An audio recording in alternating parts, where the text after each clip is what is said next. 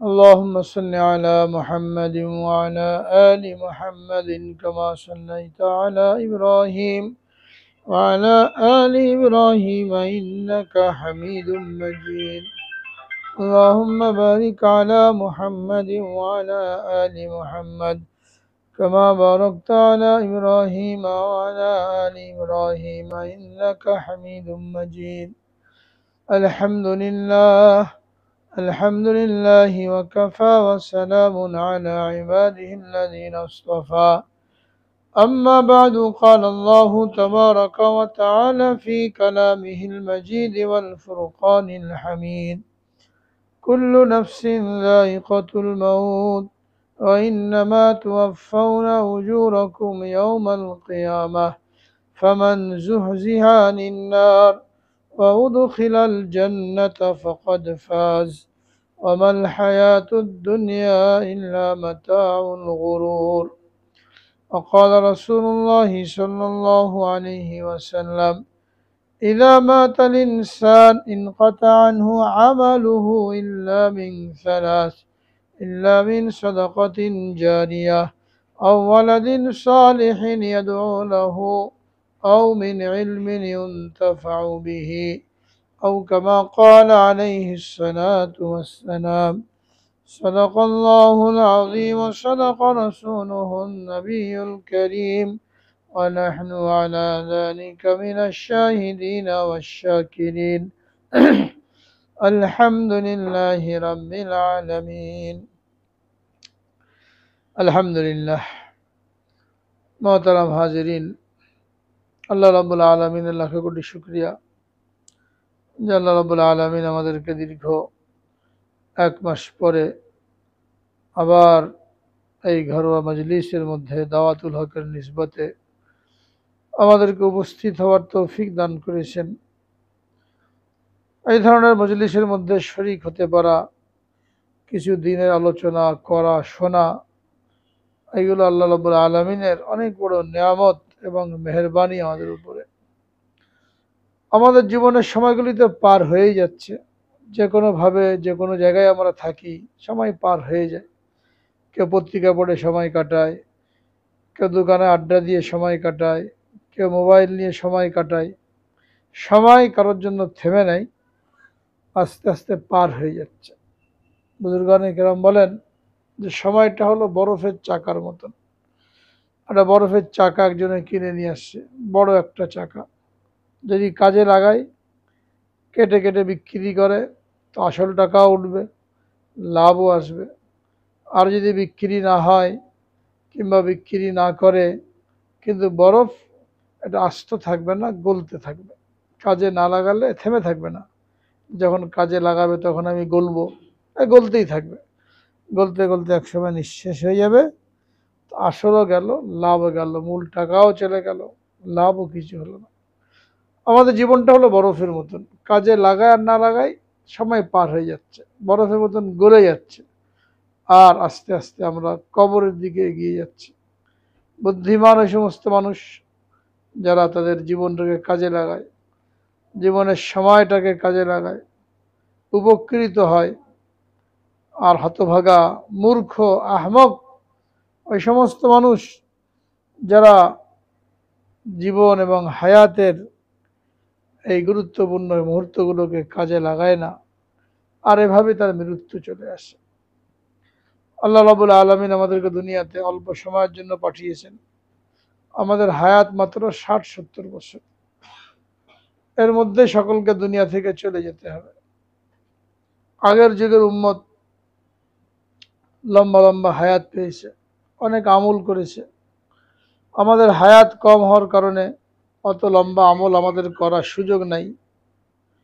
কিন্তু শুধুমাত্র উম্মতে মুহাম্মাদি হওয়ার কারণে, আখেরি নবীর উম্মত হওয়ার কারণে আল্লাহ রাব্বুল আলামিন আমাদেরকে এই সুযোগ দিয়েছেন, এই বৈশিষ্ট্য দিয়েছেন যে আমরা আমাদের জীবদ্দশায়ও অল্প আমল করলে যেমন অনেক বেশি নেকি অর্জন করতে পারবো, আবার মৃত্যুর পরে যখন আমল করার কোনো সুযোগ নাই, তখনও এই উম্মতে মুহাম্মাদিকে আল্লাহ রাব্বুল আলামিন এমন কিছু আমল দিয়েছেন যে মৃত্যুর পরে তার আমল নামায় এই নেকিগুলি পৌঁছতে থাকবে যদি সে জীবদ্দশায় এই কাজগুলো করে যায়। যেন প্রত্যেকটা মানুষের চিন্তা করা দরকার যে আমি জীবদ্দশায় কতটুকু করতে পারলাম, আর আমার মৃত্যুর পরে আমি আমার আমল নামায় সওয়াব কী করে পৌঁছতে থাকে, তার জন্য আমি কি করলাম এটা খেয়াল করা দরকার। অনেকে টাকা পয়সা জমা করে, গাড়ি বাড়ি করে, ছেলে পেলের জন্য রেখে যায়, কিন্তু নিজের জন্য যেটা দরকার ছিল, যা নেওয়া দরকার ছিল, ওগুলো করে না, জমা করেই যাচ্ছে, বাড়ির পর বাড়ি, গাড়ির পর গাড়ি, জমির পর জমি কিনেই যাচ্ছে, ব্যাংকে টাকা জমা করেই যাচ্ছে। কেন? ছেলে মেয়ে আরামে থাকবে, ছেলে মেয়ে ভোগ দখল করবে। ভালো কথা, ছেলে মেয়ের আরামের জন্য ফিকির করা দরকার, কিন্তু যে এত কষ্ট করে কামাই করলো তারও তো নিজের ফিকির করা দরকার যে আমার মৃত্যুর পরে আমার কবরটা কি করে জান্নাতের বাগান হয়, আমার কবরটা যেন জাহান্নামের গর্ত না হয়, এটাও তো ফিকির করা দরকার। কিন্তু এটা আমরা খুব কম মানুষই ফিকির করি। দান করি 10 টাকা, 20 টাকা, 2 টাকা, 5 টাকা, এরকম দান করি। দুনিয়ার জন্য যে পরিমাণ খরচ করলাম গাড়ি বাড়ির পিছনে, সেই তুলনায় আখেরাতের বাড়ির জন্য, জান্নাতের বাড়ির জন্য আমাদের খরচ অনেক কম। অথচ দরকার ছিল দুনিয়ার জন্য যদি 1 কোটি খরচ করি, তো আখেরাতের জন্য 2 কোটি খরচ করা দরকার ছিল, কিংবা সমান সমান খরচ করা দরকার ছিল। কিন্তু শয়তানের ধোঁকার কারণে, মন চাই জিন্দগির কারণে এটা আমাদের দ্বারা হয়ে ওঠে না। অনেক কম আমাদের দানের পরিমাণ। এখন ছেলেপেলের জন্য আমরা যে রেখে গেলাম, তারা আমাদের জন্য কতটুকু করবে এটাও চিন্তা করা দরকার। সাধারণত কেউ মারা গেলে যখন কবরে রেখে আসা হলো, এখন যারা ছেলেপেলে থাকে, আত্মীয় স্বজন থাকে, তারা 2টা অনুষ্ঠান করে। একটা হলো 3 দিনের দিন অনুষ্ঠান করে, যেটাকে কুলখানি বলা হয়। আর একটা হলো 40 দিনের দিন চেহলাম করে, চল্লিশা করে, টাকা পয়সা খরচ করে, রান্নাবান্না করে, কোনো হুজুরকে নিয়ে আসে, দোয়া করায়, মনে করে আমার বাপের জন্য, আমার মৃত মায়ের জন্য অনেক কিছুই করে ফেললাম। কিন্তু এই যে দুটো আমল করা হয় মৃত ব্যক্তির জন্য, একটা 3 দিনে, একটা 40, শরিয়াতের কোনো অস্তিত্ব নাই, কোনো অনুমোদন নাই। এইগুলো করলে ওই মৃত ব্যক্তি কোনো নেকি পায় না, খামাখাই পয়সাগুলো নষ্ট করা হয়।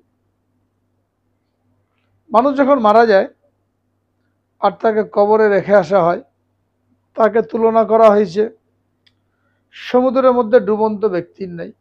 তো জাহাজে যাচ্ছিল, জাহাজ অ্যাক্সিডেন্ট হয়ে গেছে, টুকরা টুকরা হয়ে গেছে।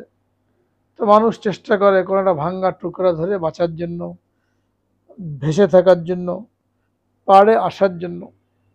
হাদিসের মধ্যে বলা হয়েছে সমুদ্রের মধ্যে ওই ডুবন্ত ব্যক্তি যেমন অসহায়, একটু খড়কুটা ধরে সে ভেসে থাকতে চায়, বেঁচে থাকতে চায়, যাকে কবরে রেখে আসা হলো তার অবস্থা এরকম ডুবন্ত ব্যক্তির মতন।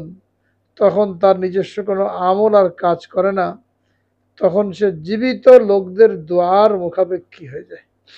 যখনই কবরে রেখে আসা হলো, তখনই জীবন্ত লোকদের জন্য, জীবিত লোকদের জন্য জরুরি হলো তৎক্ষণাৎ তার জন্য দোয়ার ব্যবস্থা করা, তার জন্য দান করা, কোরআনে পাকের খতম করা। এইগুলো না করে আমাদের দেশে কি হয়, কবর দেওয়া হলো, এরপর এলান করা হয় 3 দিন পরে অমুক দিন মিলাদ হবে, কুলখানি হবে, দোয়া হবে। সাধারণত 3 দিন পরেই করে। এখন চিন্তা করেন, যখন তাকে কবরে রাখা হলো তখনই তার জন্য দোয়ার দরকার, 3 দিন পরে আপনি দোয়া করবেন, এই 3 দিন কি হবে? কবরের মধ্যে মার খাবে, রিমান্ডে নেওয়ার মতন, পুলিশের রিমান্ডে নিল, রিমান্ডে মারটা দেওয়ার পরে এরপরে তদবির করে উকিল ধরে ছাড়ানোর জন্য চেষ্টা করলাম। উচিত ছিল যখনই কেউ গ্রেফতার হলো তখনই তাকে বাঁচানোর জন্য চেষ্টা করা।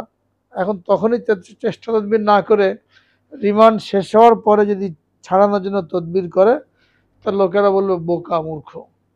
অনুরূপভাবে যখন কবরে রাখা হলো তখনই তার জন্য দোয়ায়ে মাগফিরাত না করে, তার জন্য ইসালে সওয়াবে তাআত না করে এলান করলাম 3 দিন পরে কুলখানি হবে। এই যে 3 দিন পরে কুলখানি হবে, এখন এই 3 দিন তো তার কবরে আযাব হয়েই যাচ্ছে। এই জন্য এটা কোনো বুদ্ধিমানের কাজ না। আর এই 3 দিনা বলতে শরিয়াতে কিছু নাই, কুলখানি বলতে শরিয়াতে কিছু নাই। যখনই মাটি হয়ে গেল তখনই আত্মীয় স্বজন যার যার মতন খতম করবে, দোয়া করবে, একসাথে হওয়ার কোনো দরকার নেই।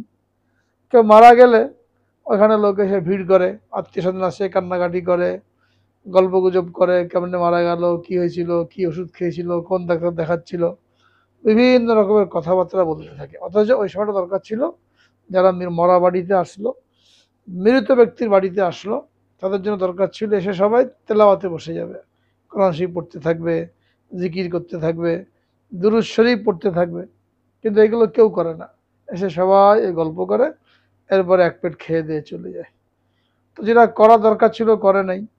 এই জিনিসগুলো সবসময় খেয়াল করা দরকার। মারা যাওয়ার সাথে সাথেই যেন গল্পগুজবে লিপ্ত না হয়ে বরং তার জন্য আমল করতে লেগে যায়, কোরআন পাকের তেলাওয়াত করতে লেগে যায়। 3 দিনের দিন কোনো অনুষ্ঠান নাই। এই 3 দিনে কুলখানির নামে যা কিছু দোয়া করা হলো, খতম পড়ানো হলো, হাফেজ সাহেবকে টাকা দেওয়া হলো, বিরিয়ানি পোলাও রান্না হলো, গরু জবাই হলো, এগুলোর কোনো সওয়াব মৃত ব্যক্তি পায় না। এটা আল্লাহর জন্য করা হয় নাই, এটা লোককে দেখানোর জন্য করা হয়েছে। না করলে লোকেরা সমালোচনা করবে, দোষ চর্চা করবে যে বাপ মরে গেল, কত টাকা পয়সা রেখে গেল, একটা দোয়াও করালো না। তো লোকে কি বলবে এই ভয়ে করে। আর অনেকে বেশি খরচপাতি করে প্রসিদ্ধি অর্জন করার জন্য, যে নাম ডাক হবে যে অমুকে তার বাপের জন্য অনেক করেছে, এতগুলো গরু জবাই করেছে, এতগুলো ডেক রান্না করেছে। তাহলে বোঝা গেল এই যে অনুষ্ঠান হলো, খানা পিনা হলো, এটা আল্লাহর জন্য হয় নাই, এটা দুনিয়াতে সুখ্যাতি অর্জন করার জন্য হয়েছে। আর যে আমলটা আল্লাহর জন্য হয় না, ওই আমলের কোনো নেকি আল্লাহ পাকের নিকট পাওনা নাই। তাহলে বোঝা গেল যে আমরা 3 দিনের দিন যে অনুষ্ঠান করি, যা কিছু টাকা পয়সা খরচ করা হয়, এগুলো সব বেকার, কোনো কাজে আসে না। এরপরে আবার 40-এর দিন 40 করা হয়। কিছু লোক চালাক আছে, তারা 40-এর দিন করে না, শরীয়তে নিষেধ, তো 38 দিনের দিন করে, 39 দিনের দিন করে, বা 41তম দিনের দিন করে, 40 পালন করে না। কিন্তু 38 করে না, 42 করেন। উদ্দেশ্য তো ওইটাই যে 40 দিন পরে যে আর একটা অনুষ্ঠান করা লাগে। তো এখানে আরো বড় আকারে কি হয়, গরু জবাই করা হয়, ডেক পাকানো হয়, রান্না বান্না হচ্ছে, কেমন যেন বিয়ে বাড়ি, মরা বাড়ি তো না, বিয়ে বাড়ি।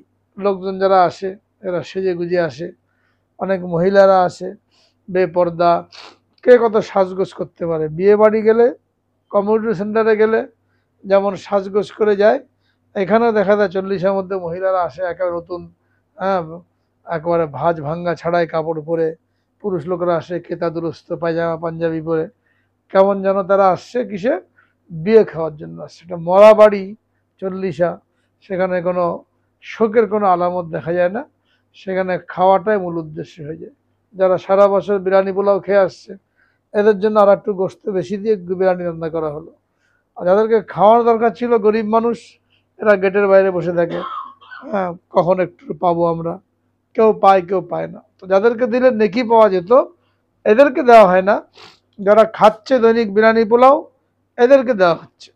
তো এইভাবে এই 40-এর নামে, কুলখানির নামে যা কিছু আমরা খরচ করি, এগুলো মৃত ব্যক্তির আমলনামায় পৌঁছায় না। ওখানে উচিত ছিল এই অনুষ্ঠান না করে, লোকজনকে দাওয়াত না দিয়ে, যে পরিমাণ টাকা খরচ করতে চায় ওই পরিমাণ টাকা মসজিদে দিয়ে দেওয়া, মাদ্রাসায় দিয়ে দেওয়া, হ্যাঁ, নিঃশব্দে চুপে চুপে চুপে চুপে সদকা।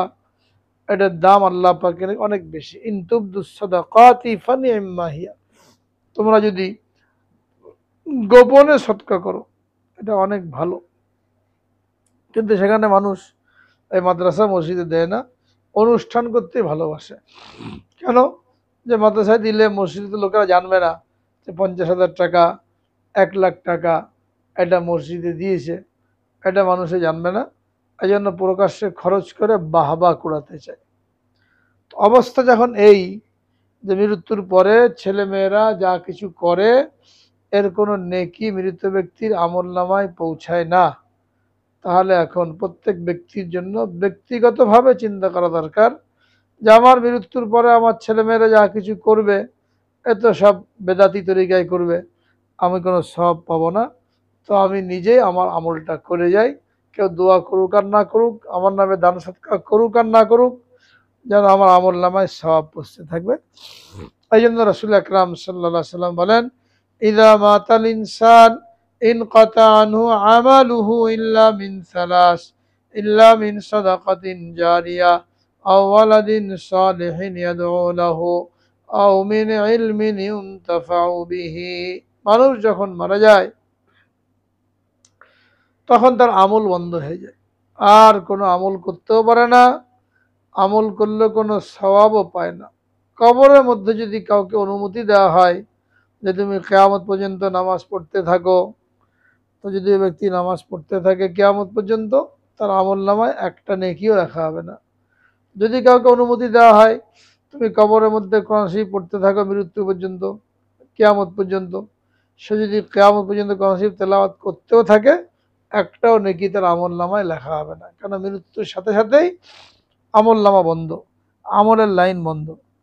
পক্ষান্তরে জীবদ্দশায় যদি একবার সুবহানাল্লাহ বলে, তার দাম এই আসমান জমিন আর এর মধ্যে যা কিছু আছে এর চাইতে বেশি। হাদিসের মধ্যে আসছে সুবহানাল্লাহ আলহামদুলিল্লাহ আল্লাহু আকবার তামলাউল মিজান।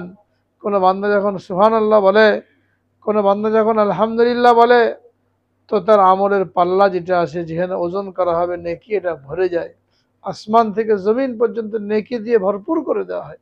একবার সুবহানাল্লাহ বলল, একবার আলহামদুলিল্লাহ বলল, কিন্তু মৃত্যুর পরে কিয়ামত পর্যন্ত হাজার হাজার বছর যদি কোরআন তেলাওয়াত করার অনুমতি দেওয়া হয়, তেলাওয়াত করতে থাকে, তার আমল নামায় একটা নেকিও জমা হবে না। এই জন্য কি করতে হবে?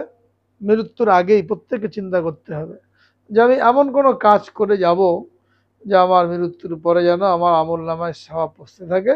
সে কাজগুলো কি হতে পারে? এই হাদিসের মধ্যে রাসূল আকরাম সাল্লাল্লাহু আলাইহি সাল্লাম উম্মতকে বলে দিয়েছেন যে তোমার মৃত্যুর পরে তোমার আমল নামা বন্ধ হয়ে যাবে, আমল করার যোগ্যতা থাকবে না, কিন্তু ৩ লাইনে তুমি আমল করে যাও দুনিয়াতে, তো মৃত্যুর পরেও তোমার আমল নামা খোলা থাকবে, এই নেকিগুলি পৌঁছতে থাকবে। তার মধ্যে একটা হলো ইল্লা মিন সাদাকাতিন জারিয়া, কেউ সাদকায়ে জারিয়া করলো, অর্থাৎ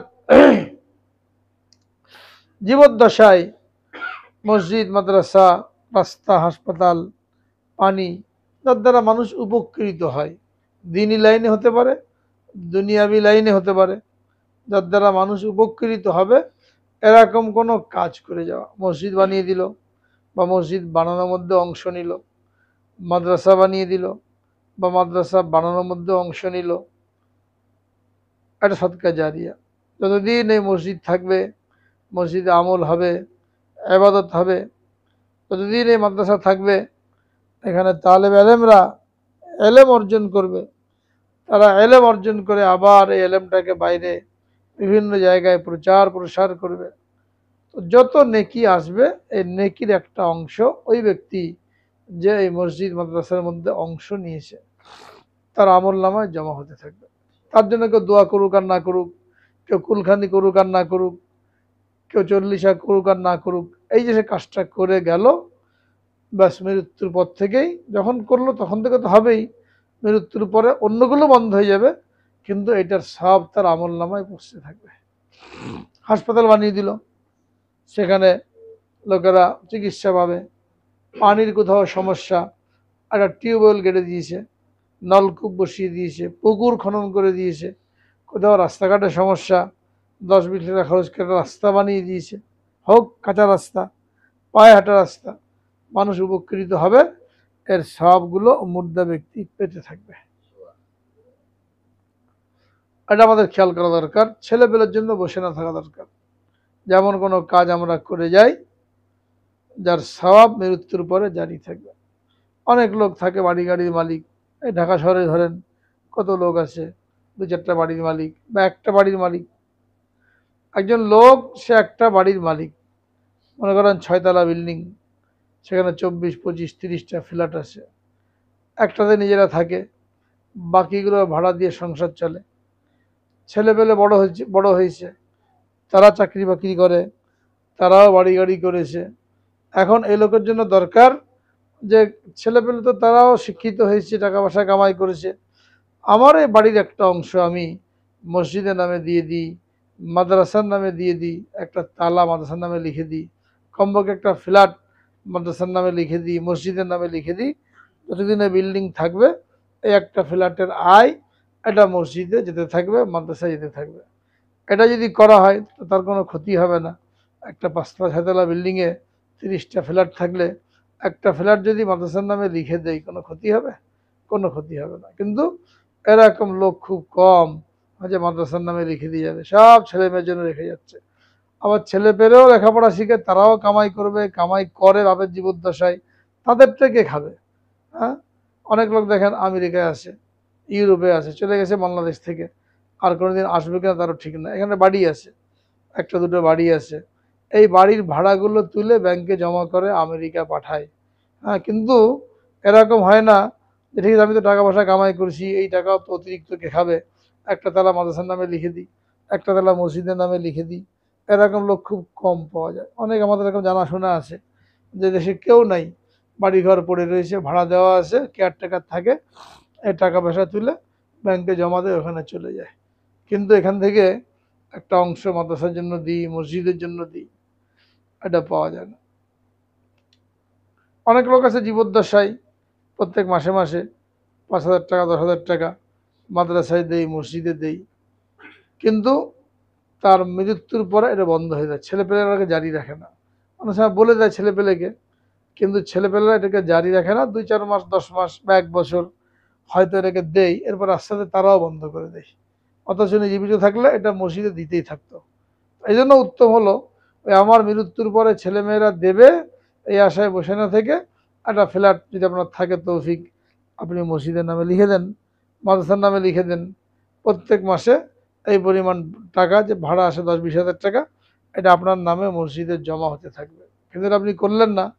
ছেলেপেলেকে যতই বলে যান যে দেখো আমি এই মাদ্রাসায় প্রত্যেক মাসে এই পরিমাণ টাকা দিই, আমার মৃত্যুর পরে তোমরা এটাকে জারি রেখো, যদি বলে যান হাতে রাখবে কিছুদিন, 1 বছর 2 বছর, প্রত্যেক মাসে 10,000 টাকা একজন মরা মানুষের নামে হাত থেকে বেরিয়ে যাবে, এরকম ছেলেপেলে নাই। হ্যাঁ, বছরে একবার দান করতে পারে, কিন্তু প্রত্যেক মাসে দেবে এরকম নাই। অথচ আপনি যদি ওটাকে সদকা জারিয়া করে যেতেন তাহলে ছেলেপেলে অপেক্ষা বসে থাকতে হতো না, তারা দেবে কি দেবে না এটা অপেক্ষা করতে হতো না। মৃত্যুর পরে মানুষ কত অসহায়। এক বুজুর্গের ঘটনা পাওয়া যায়। উনি একদিন বৃহস্পতিবার জুমার রাত কোনো কাজে যাচ্ছিলেন একটা কবরস্থানের পাশ দিয়ে। তো ওনার কি খেয়াল হলো যে একটু আমি কবরের পাশে বসে মোরাকাবা করি, একটু আমল করে এই কবর আলাদার জন্য দোয়া করে যাই। তো উনি কবরস্থানের পাশে বসে মোরাকাবা করতে করতে ঘুমিয়ে গেছেন। ঘুমের মধ্যে দেখেন সমস্ত কবরগুলো ফেটে গেছে, আর প্রত্যেকটা কবর থেকে একটা করে মুর্দা বেরিয়ে আসছে।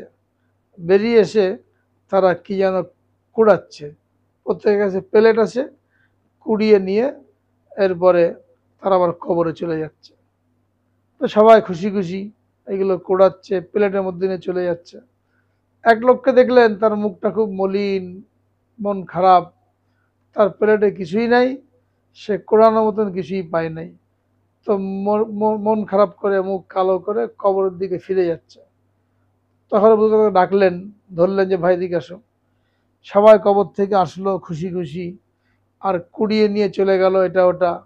তুমি আসলে তোমার প্লেট খালি, তুমি কিছুই পেলে না, খালি হাতে চলে যাচ্ছে, ঘটনা কি? এরা কি কুড়ালো আর তুমি কি পেলে না? তখন মুর্দা বলল যে যারা কবর থেকে বেরিয়ে আসছে আর যা কিছু কুড়িয়ে নিয়ে গেল এটা হলো তাদের আত্মীয় স্বজন, তাদের জন্য যা কিছু দোয়া করেছে, দান সৎকার করেছে, ওই নেকিটা আল্লাহ রাব্বুল আলামিন দিয়েছেন, তারা এটা কুড়িয়ে নিয়ে গেছে। আমার দোয়া করার মতন কেউ নাই। আমার একটা ছেলে ছিল দুনিয়াতে, একটা ছেলে আমি রেখে আসছিলাম, কিন্তু ওই ছেলেটা দুনিয়ার কাজে ব্যস্ত, আমার জন্য দোয়াও করে না, নামাজও পড়ে না, আমার জন্য দানও করে না, এই জন্য আমি কিছু পাইনি। তো আমার যে প্রতিবেশী আছে কবরওয়ালা, এদের কাছে আমি লজ্জিত। সবার আত্মীয় স্বজন ছেলে মেয়ে দান সৎকা পাঠায়, এরা কুড়িয়ে নিয়ে যায়, আর আমি প্রত্যেক সপ্তাহে আসি, কিন্তু আমি খালি হাতে যাই। এই জন্য আমি লজ্জিত, এদের কাছে মুখ দেখাতে পারি না। তো বুজুর্গ বলতো, তোমার ছেলে কোথায় থাকে, কি করে, নাম কি? ওই লোকটা তার ছেলের নাম বলল। ও মহিলা ছিল। বলে, আমার ছেলে অমুক শহরে বাজারের এক কোনায় হালুয়া বিক্রি করে। হ্যাঁ, ওখানে গেলে তুমি দেখতে পারবে, হালুয়া বিক্রি করেছে। একমাত্র ছেলে ছিল, তাকে অনেক আদর করেছি, মহব্বত করেছি, মানুষ করেছি, কিন্তু আজকে সে আমার কথা ভুলে গেছে। এরপরে বুজুর্গের ঘুম ভেঙে গেছে। ঘুম ভাঙার পরে পরের দিন উনি তালাশ করতে করতে ওই শহরে গেছেন, যে ওই ছেলেকে খুঁজে বের করেছেন। ছেলে ওই বাজারের কোনায় বসে হালুয়া বিক্রি করে, চিনতে পেরেছেন হালুয়া। যে বললেন, তার নাম ধরে ডাকলেন, তোমার নাম কি? এই ছেলে আশ্চর্য হয়ে গেছে, আরে অপরিচিত লোক আমার নাম ধরে ডাকে, ঘটনা কি, কোত্থেকে আসেন, কি অবস্থা? বলে, তোমার বাপ মা কেউ আছে? বলে, বাপ তো আগে মারা গেছিল, মা ছিল, আমাকে মানুষ করেছে, মাও মারা গেছে। তখন বুজুর্গ বললেন, দেখো এই ঘটনা, তোমার মা, তার জন্য তুমি দোয়া করো না, দান সৎকা করো না, হ্যাঁ, তো সে খুব কষ্টের মধ্যে আছে, তোমার প্রতি খুব নারাজ। মায়ের এই অবস্থার কথা শুনে তখন ছেলে তার ভুল বুঝতে পারলো। সে তওবা করলো ওই বুজুর্গের হাতে হাত রেখে, এবং ওয়াদা করলো এখন থেকে নামাজও পড়বে আর মার জন্য ঠিকমতো দানও করবে। বুজুর্গ খুশি হলেন, যাক আমার মাধ্যমে একটা লোকের হেদায়েত হলো। এর পরের সপ্তাহে বৃহস্পতিবারে আবার ওই বুজুর্গ ওই কবরস্থানে পাশ দিয়ে যাওয়ার সময় আবার এখানে মোরাকাবায় বসছেন। তো তিনি দেখলেন যে আবার গত সপ্তাহের মতন এই কবরগুলো বিদীর্ণ হয়ে গেছে, ফেটে গেছে, আর মুর্দারা বেরিয়ে আসছে। আর ওই মহিলা যে গত সপ্তাহে ছিল, মন খারাপ ছিল, মুখটা মলিন ছিল, ওই মহিলা আজকে বেরিয়ে আসছে, কিন্তু সে খুব খুশি, নতুন কাপড় পরে আসছে, চেহারার মধ্যে প্রফুল্লতা এবং খুব খুশি। এই লোককে দেখতে পেয়ে তার কাছে মহিলা আসলো, এসে তাকে শুক্রিয়া জানালো, মারহাবা বলল, যে তোমার শুক্রিয়া বহুত বহুত, তোমার কারণে আমার ছেলে এখন নিয়মিত আমার জন্য দৈনিক দান সৎকা করেছে, নামাজও পড়েছে, দোয়া করেছে। দেখো আজকে আমি সবার মতন আমার এই নেকিগুলো আমি খুঁটে নেওয়ার জন্য আসছি। তো এর দ্বারা কি বোঝা গেল, যে জীবিত লোকেরা মৃত ব্যক্তির জন্য যে দোয়া করে, দান সৎকা করে, এটা তাদের আমল নামায় পৌঁছায়, কবরের মধ্যে পৌঁছায়। কিন্তু করবে কিনা কি গ্যারান্টি? আজকের যুগে দেখেন, ছেলেমেয়েদের জন্য বাপ মা কত কিছু করে, কত কষ্ট করে মানুষ করছে, টাকা পয়সা রেখে যাচ্ছে, কিন্তু ছেলেপেলে সব বেনামাজি, বেপর্দা। বরং বাপ মা যা কিছু রেখে যায়, এটা তারা উড়ায়, নষ্ট করে। হ্যাঁ, বাপ মার কোনো খোঁজ খবরও নেয় না। ওই বছরে একবার হয়তো মৃত্যুবার্ষিকী পালন করবে, মরার দিন কয়েকজনকে দাওয়াত দিয়ে মিলাদ টিলাদ পড়াবে, কিন্তু তাও খুব কম, সবাই করে না। এমনি তো মৃত্যুবার্ষিকী ইসলামের মধ্যে নাই, করলেও কোনো লাভ নাই। মৃত্যুবার্ষিকী পালন করলেও কোনো লাভ হলো, এটা বেদাত। তারপরে কেউ কেউ করে, অনেক টাকা পয়সার মালিক করে, কেমনে করে, মসজিদে 5 কেজি জিলাপি পাঠিয়ে দেয়। গাড়ির মালিক, বাড়ির মালিক, বাপ অনেক কিছু রেখে গেছে, তারপরে দেখা যায় ওই বছরে একদিন বাপের জন্য কেয়ারটেকার বা কাজের লোক, দারোয়ান, তার হাত দিয়ে 200 টাকা, 100 টাকা আর 5 কেজি জিলাপি পাঠায়, যে আজকে আমার বাবার মৃত্যুর দিন একটু হুজুরের দোয়া করতে বলো। নিজে যায় না, নিজে যেয়ে বলে না, 5 কেজি জিলাপির উপর দিয়ে বাপের হক আদায় করে। তো 5 কেজি জিলাপি কি দিলেই কি, আর 5 মন জিলাপি দিলেই কি, কোনো কিছু নেকিতে পৌঁছবে না। এই জন্য নিজেরটা নিজে ফিকির করতে হবে, ছেলেমেয়ের জন্য বসে থাকলে হবে না, নিজেরটা নিজেকে করে যেতে হবে। কিভাবে করব? ওই যে বললাম, সাদাকাতিন জারিয়া, যাকে যেমন আল্লাহ পাক সামর্থ্য দিয়েছেন, সেইভাবে সে জীবদ্দশায় এই কাজগুলো করে যাবে। মসজিদে দিয়ে যাবে, মাদ্রাসায় দিয়ে যাবে, হ্যাঁ, মানুষের উপকার হয় এমন কোনো কাজের মধ্যে খরচ করে যাবে, এটাকে বলা হয় সদকা জারিয়া। 2 নম্বর কি বলেছেন? আও ওয়ালাদিন সালিহিন ইয়াদউ লাহু, অথবা কেউ যদি নেককার সন্তান রেখে যায়, দিনদার নেককার সন্তান। আলেম হওয়া কোনো আলেম বলা হয় না, ইল্লামিন ওয়ালাদিন আলিমিন এটা বলা হয় না, নেককার সন্তান। আলেম হওয়া জরুরি না, কারণ সবাই আলেম হতেও পারে না। অর্থাৎ মেয়ে হলে নামাজি, পর্দাওয়ালা, ছেলে হলে দিনদার, আমলওয়ালা, আখলাকওয়ালা, এরকম নেক সন্তান যদি রেখে যায়, ওই নেক সন্তান বাপ মার জন্য দোয়া করবে, সূরা ইয়াসিন পড়বে, নামাজ পড়বে, প্রত্যেক দিন দোয়া করবে, আমল করবে। এই নেকিগুলি বাপ মার আমল নামে পৌঁছতে থাকবে। ছেলে যদি দিনদার হয়, ফজর নামাজ পড়তে যাবে, সকালে কোরআন তেলাওয়াত করবে, সূরা ইয়াসিন পড়বে। একবার সূরা ইয়াসিন পড়লে 10 খতম কোরআনের সওয়াব পাওয়া যায়। তো এটা সে বাপ মার নামে পৌঁছে দেবে। মেয়ে দিনদার হলে বাড়িতে নামাজ পড়বে। কিন্তু যদি ছেলে মেয়ে দিনদার না হয়, ঘরের মধ্যে গান বাজনা, টিভি এইগুলো চলতে থাকে, বেপর্দা, বেহায়াপনা, নামাজ নাই। পুরুষরা হয়তো শুক্রবার দিন মসজিদে যায়, খুতবার টাইমে যায়, কোনো রকম 2 রাকাত নামাজ পড়ে চলে আসে, বাকি কোনো নামাজের খোঁজ খবর নেই। তো বাপের জন্য দোয়া করবে কোন সময়? এই জন্য সন্তানকে নেককার বানানো, দিনদার বানানো আজকে পরিতাপের বিষয়। আমরা সন্তানকে মানুষ বানানোর জন্য অমানুষ বানিয়ে ফেলছি। হ্যাঁ, 2-3 বছর বয়স হলো, কিন্ডার গার্ডেনে দিলাম, ইংলিশ মিডিয়ামে দিলাম, খ্রিস্টানদের স্কুলে দিলাম, 1 লাখ 2 লাখ টাকা দিয়ে ডোনেশন দিয়ে ভর্তি করাতে হয়। মাসে মাসে 10,000 টাকা 20,000 টাকা খরচ করতে হয়। কাউকে ডাক্তার বানাতে হলে তার পিছনে 20 থেকে 25 লাখ টাকা খরচ হয়ে যায়। আমরা খরচ করছি ছেলে মেয়েকে দুনিয়াদার বানানোর জন্য, কিন্তু দিনদার বানানোর জন্য কোনো টাকা পয়সা খরচ করলাম না। তো লাভ কি হলো? খ্রিস্টানদের স্কুলে পড়িয়ে, ইংলিশ মিডিয়ামে পড়িয়ে ওই ছেলে মেয়ে বাপের জন্য, বাপ মার জন্য কি করবে? নিজেরা তো বদ্দিন হয়ে গেল। বাপ মার জন্য তো দোয়া করবে না, নিজেরাও আমল করবে না।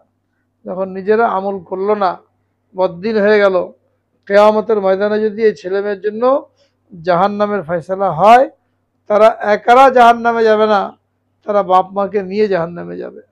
বাপ মাকে নিয়ে জাহান্নামে যাবে, যে আমাদেরকে দুনিয়াদার বানানোর জন্য এত টাকা পয়সা খরচ করেছে, কিন্তু দিন শেখানোর জন্য, নামাজ শেখানোর জন্য, সহি করে কোরআন পড়া শেখানোর জন্য কোনো মেহনত করে নাই।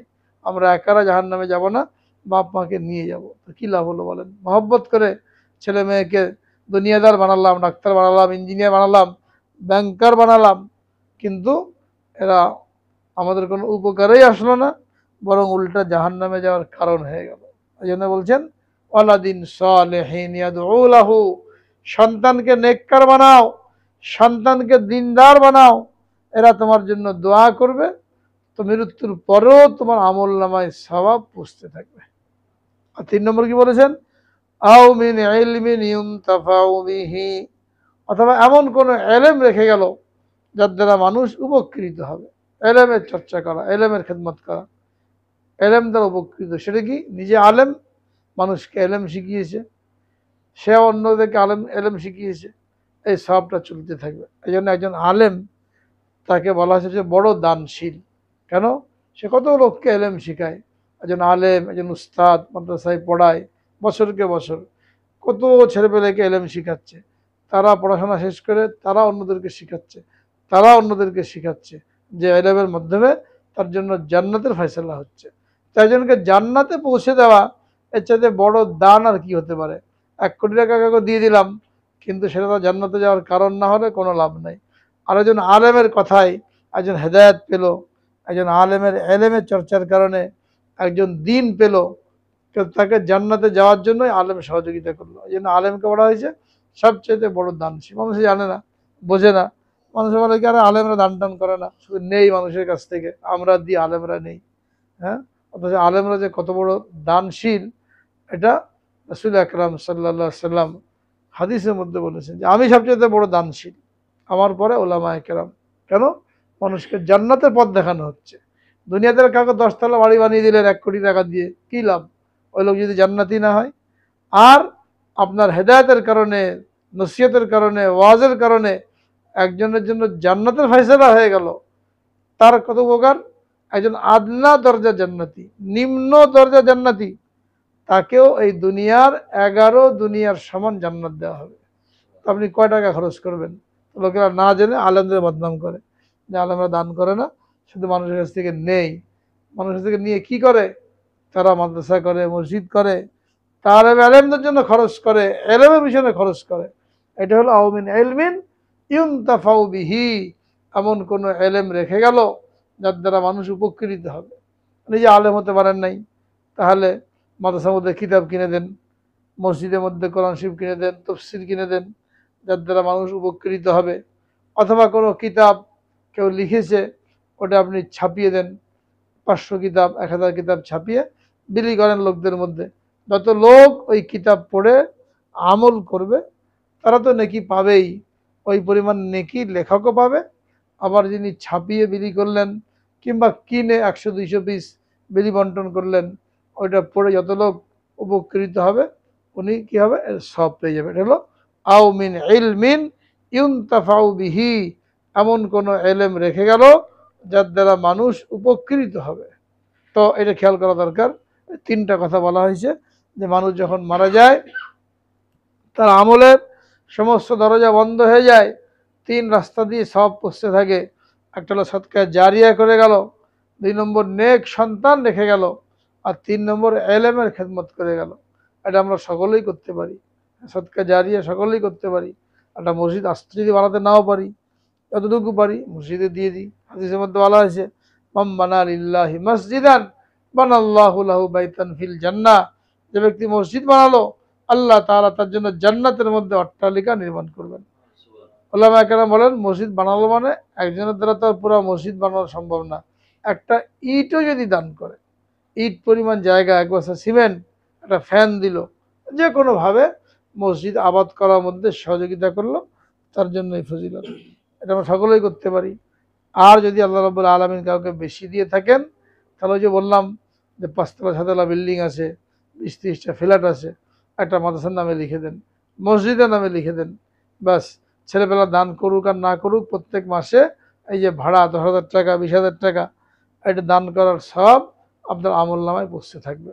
তো নিজেরাও করা দরকার, নিজেদের বন্ধুবান্ধব যারা আছে, যাদেরকে আল্লাহ পাক তৌফিক দিয়েছেন, এদেরকেও বোঝানো দরকার যে মরে গেলে তো সব রেখে চলে যেতে হবে, যাওয়ার আগেই তোমার নিজের ফিকির তুমি করে যাও, ছেলে পেলের আশায় বসে থেকো না।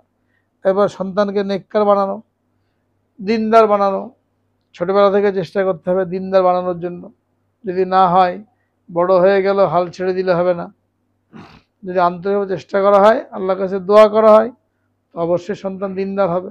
আর যদি না হয়, তো বাপ মার জানাজাও পড়তে পারবে না, খবরটাও জিয়ারত করতে পারবে না। এর চাইতে আর পরিতাপ কি হতে পারে? জানাজা পড়তে পারলো না, সূরা ইয়াসিন পড়তে পারলো না, মাথার কাছে বসে, মৃত ব্যক্তি মাথার পাশে বসে সূরা ইয়াসিন পড়লে মৃত্যু যন্ত্রণা লাঘব হয়। ছেলেপেলা জানেই না, তো কি আমল করবে?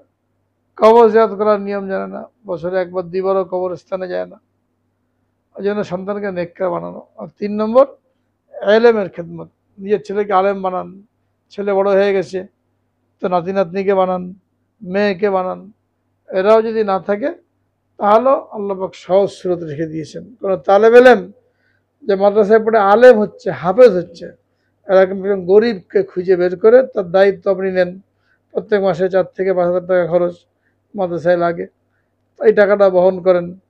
আল্লাহ যদি আপনাকে তৌফিক দিয়ে থাকেন, এই টাকাটা বহন করলেন, ওই ছেলে আপনার এই টাকা পয়সা তারা উপকৃত হয়ে আলেম হলো। হাফেজ হতে 4 বছর লাগে, আলেম হতে 10 বছর লাগে। আপনি তার পিছনে মেহনত করে এই 10 বছরের খরচ বহন করলেন। তো নিজের ছেলে আলেম হলে যে ফজিলত লাভ হতো, এই আরেকজনের ছেলে আপনার টাকা পয়সায় আলেম হলো, এখানেও এরকম ফজিলত লাভ হবে। সেটা কি? ওই হাফেজ, ওই আলেম সারা জীবন যত আমল করবে, মেহনত করবে, ওয়াজ করবে, কিতাব লিখবে, সে যে পরিমাণ নেকি পাবে, আপনার অন্যে লালিত পালিত হয়ে এই ছেলেটা আলেম হলো, হাফেজ হলো, তো ওই পরিমাণ নেকি আপনার আমল নামায় পৌঁছতে থাকবে। হতাশ হওয়ার কিছু নাই। ছেলে পেলে বড় হয়ে গেছে, আলেম তো বানাতে পারলাম না, নাতি পুতাও আলেম বানাতে পারলাম না, তো আপনারা সুযোগ রেখে দিয়েছেন যে মাদ্রাসায় তালাশ করে কোন গরিব ছাত্র আছে খুঁজে বের করে তার দায়িত্ব গ্রহণ করেন। যতদিন আল্লাহ পাক তৌফিক দেবেন তার জন্য খরচ করতে থাকেন। এইভাবে যদি আমরা আমাদের জীবদ্দশায় আমাদের মৃত্যু পরবর্তী জীবনের জন্য ফিকির করি যে মৃত্যুর পরে কিভাবে আমার আমল নামা জারি থাকবে, আমল নামায় সওয়াব পৌঁছতে থাকবে, তাহলে এটা আমাদের জন্য বহুত বড় সৌভাগ্যের বিষয়। আর আল্লাহ না করেন এগুলো চিন্তাই করলাম না, গফলাতির মধ্যে পড়ে থাকলাম, অলসতার মধ্যে পড়ে থাকলাম, আর এই অবস্থা দুনিয়া থেকে চলে গেলাম, সব কিছু পড়ে থাকবে। ছেলে পেলে 2-4 দিন কান্নাকাটি করে, 2-4-10 টাকা দান সৎকার করে, তারাও একসময় চুপ হয়ে নিজেদের কাজে মনোনিবেশ করবে। এই জন্য নিজেরটা নিজেই করে যেতে হবে। বুদ্ধিমান বলা হয়েছে কাকে? সাহাবায়ে কেরাম নবীজিকে জিজ্ঞেস করেছিলেন, মান আকিয়াসুন নাস ইয়া রাসূলুল্লাহ, হে আল্লাহ রসুল সবচেয়ে বুদ্ধিমান কে? নবীজি বললেন, আকসারুহুম ইস্তিদাদান লিল মউত, যারা মৃত্যুর জন্য বেশি প্রস্তুতি গ্রহণ করে। সেটা এটাই যে আমি তো চলে যাব, আমি যাওয়ার আগে আল্লাহর ব্যাংকে কতটুকু জমা করতে পারলাম এটা ফিকির করা। আল্লাহর ব্যাংকে জমা করার স্রোত হলো মসজিদ, মাদ্রাসা, গরিব দুঃখী, আত্মীয় স্বজন, পিতা মাতা যারা জীবিত, এদের হক আদায় করা। এইভাবে আমরা সকলে মৃত্যুর জন্য প্রস্তুতি গ্রহণ করি এবং এই কথাগুলো নিজেরাও মনে রাখি। এখান থেকে যাওয়ার পরে যাদের সাথে আমাদের মোলাকাত হয়, অনেকে আসে বাড়িতে, এদের কাছে আমরা এই কথাগুলো শেয়ার করি। আল্লাহ পাক সকলকে মনে রাখার এবং আমল করার তৌফিক দান করেন। আখিরু দাওয়ানা আলহামদুলিল্লাহি রাব্বিল আলামিন। দুরূদ শরীফ পড়ি সবাই। আল্লাহুম্মা সাল্লি আলা সাইয়্যিদিনা